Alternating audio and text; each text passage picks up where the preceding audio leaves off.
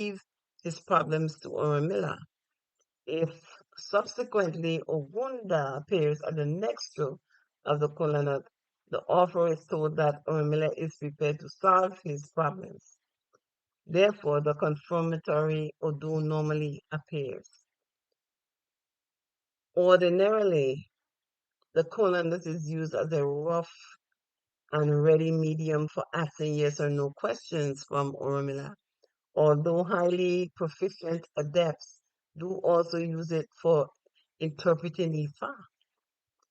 That, however, is not the regular use to which the kola nut is normally applied. If on a particular day, one does not feel like going out, one can ask Ormilado through the kola nut whether or not to venture outside on that day.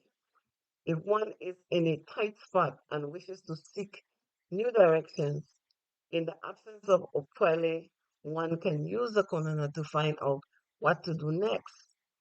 In short, the colonel can be used to ask as a question like, should I or should I not proceed with a proposed action?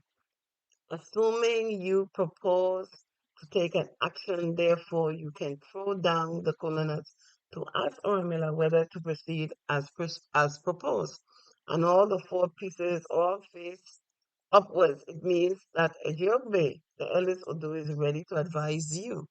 You do not bother to throw the colonel pieces on a second time to ask for confirmation because no other Odu is senior to Ogbe. It means that you are cleared to proceed with the proposed action.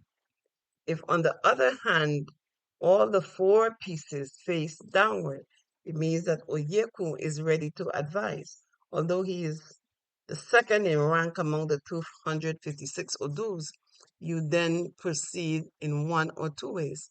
You can ask the second question, should I not proceed with the proposed action? If Ejiobe comes out, it means that the overall verdict is not to proceed with the action because Ejiobe is senior to Oyekun. Allegedly, if any of the other three remaining Odus, Obara, Okora, and Egitan, appear on the second throw of the colonel, it means you are cleared to proceed with the proposed action, since all of them are junior to Oyekun, who appears on the right first.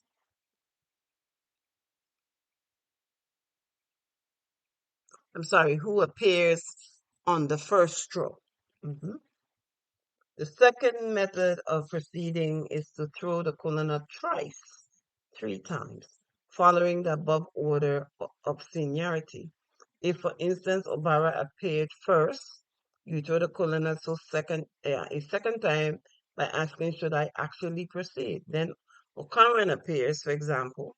Finally, you throw the colonel a third time to ask, should I not proceed? Then Egitan appears. It means you are clear to proceed because Egitan is junior to either Obara or Okoma. In this case, the second rule becomes the deciding factor in the divinational equation. Remember that Okora appeared on the second row. If Obara or Okoran again appears on the third row, it means you are clear to proceed with the proposed action. On the other hand, if Ogbe or Oyeku appears on the third row, the answer is no. The answer is no, since they are both senior to Obara Okora and Okora. There are slight variations which are the exclusive preserve of the Ifa priest, such as asking whether there is anything to be done before proceeding with the action. Those details will scarcely make sense to the lay reader and neophytes. For a person having his own Ifa, if the colonel which first came out for him at Igbodu comes out on the first or second throws, he is clear to go ahead without asking more questions. On the other hand, if it appears on the third row, even if it's senior to the first two odors that appeared, it is confirming that you should not go ahead. Interesting. Very, very interesting. Hmm. Very interesting. Very interesting. So next, we're going to talk here about the use of curries. Mm-hmm. Orunmila only taught his wives, Apetibis, to use the four curries for divination when he is away from home.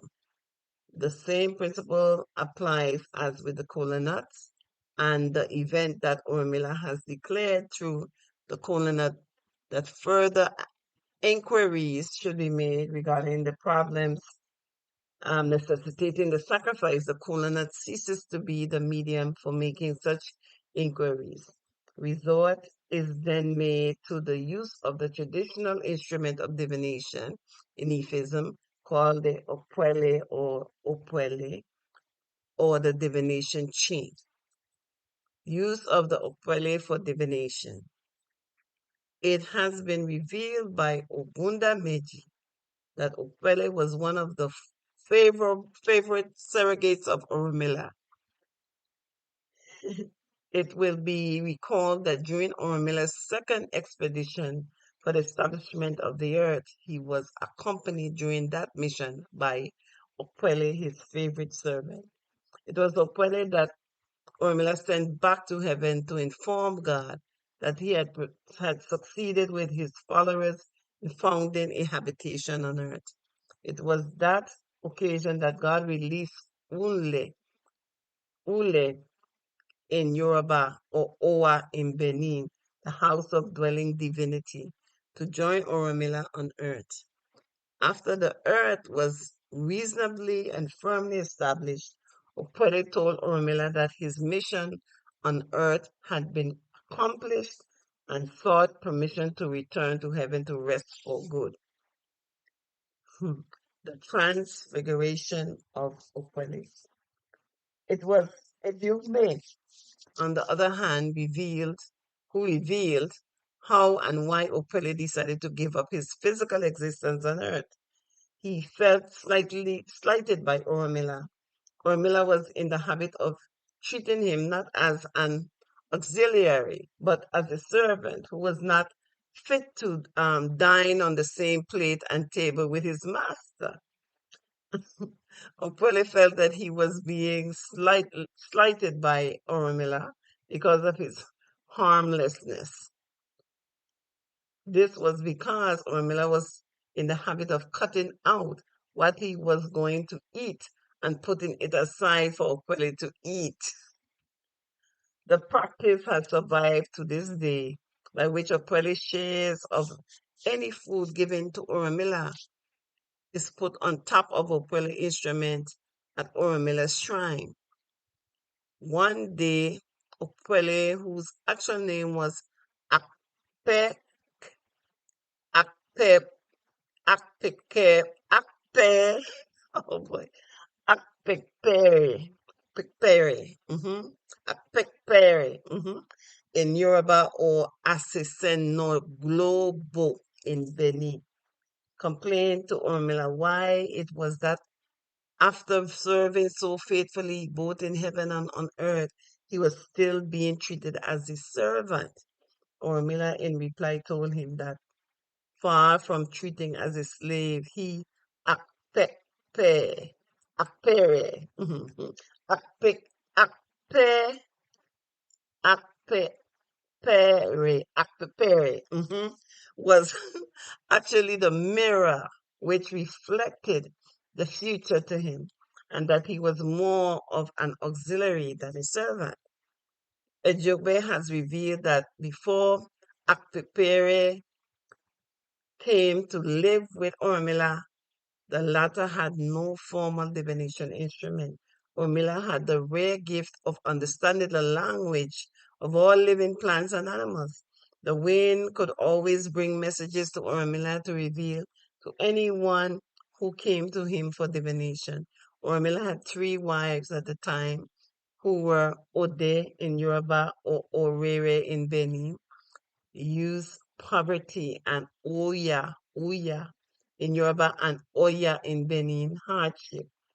On one occasion, one of his wives called Ushe poverty challenged him to reveal what he was using to see the past and the future. He merely replied that God had given him the instrument of authority, which made it possible for him to live and operate simultaneously in the past, the present, and the future. On the other hand, Ode or Orere in Benin, his senior wife, was determined to discover his secret. His three wives conspired to tantalize him into revealing his secrets. Since he knew what the women were up to, he appealed to the wind divinity to send him a messenger who would constitute the demonstration of physical eyes with which he was to see the past, the present, and the future. The following morning, a visitor came to Orunmila's house when he was forest, away to the forest to collect leaves for his Ifa practice. The visitor, who introduced himself as Akpepere, Akpepere, met his three wives and appealed to them to persuade Orunmila to employ him, to live with him as a servant or apprentice to learn the Ifa art. The women liked him at once and agreed to persuade their husband to employ him. When Orunmila eventually returned from the forest, he met Akpekpere, mhm, waiting in his sitting room.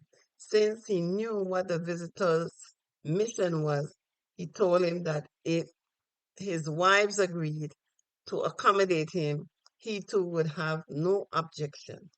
He called on his wives to sound their opinion on their preparedness or otherwise to accommodate the visitor. They unanimously agreed to accommodate him. That was how Okwele came to live with Orunmila. Other servants who were also sent to assist Orunmila included Orofa, Oroke, and Okpoko, and much later Ominegbu. They became his principal divinational aides throughout his operation in heaven. Okay, and there we have it. There's more to talk about the Opele, but it talks about the Opele in the different stages, how it is used, what odus are major, and the different meanings. So that in itself is reading by itself. But this little tidbit here having raised a lot of eyebrows, perhaps, and have a lot of questions behind of it. 'Cause I know I do have questions behind of it, especially for the use of possession in when doing readings or in conjunction with reading the Odus. I have questions about that and other things because it appears that Urmila had from the very beginning very special inner gifts. He had his own gifts aside from divination. He had the gift of knowing, inner knowing, and that's something we should talk about. So I hope you enjoyed this episode on True Talks with Melba Farrell, talking about IFISM, Volume 2, and the way of divination. Yeah? Okay? Ifa as a way of life. I'm sorry, Ifa as a way of life. The art of divination according to Orunmila. And we'll continue the other part, Leva, to speak about Okwele more in depth in our next recording. Thank you, thank you, thank you so very much. I hope you enjoyed it.